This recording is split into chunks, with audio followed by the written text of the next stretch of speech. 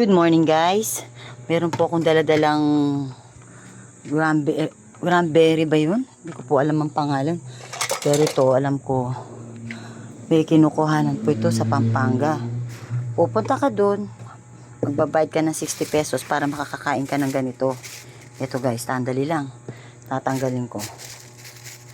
Meron, dito ko lang kasi nilagay. Nadaanan ko lang to doon sa bahay ng mga pulis. Kaya wait lang po ha. Lalagay ko muna sa red to. Ayan. Ito guys oh. Tingnan nyo guys. Kadami oh. Guys oh. Bubuhos ko lang sa ano to guys. Dito libre lang to. Pag panahon po talaga marami. Marami ka makukuha doon sa bahay ni dinadaanan po namin. Pulis po yung may-ari. Ito. Bubuhos ko lang oh. Ito guys oh. Pero guys sa iba magbabayad ka ng 60 pesos para mapuno yung basong ba na ano yun na maliit na parang ano, eto guys oh.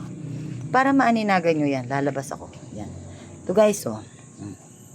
Yan po guys oh, diba guys, ano ba ito, cranberry po ba yan, yan oh. Yan po guys oh, ba napakaaga ng good morning ko po para sa inyo.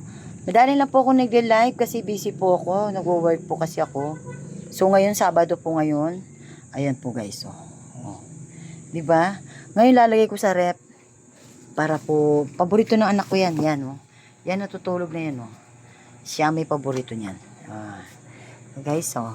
Lagay na muna natin dito sa rep. Yan. At ako'y maggagawa ng sausawan. Okay, guys?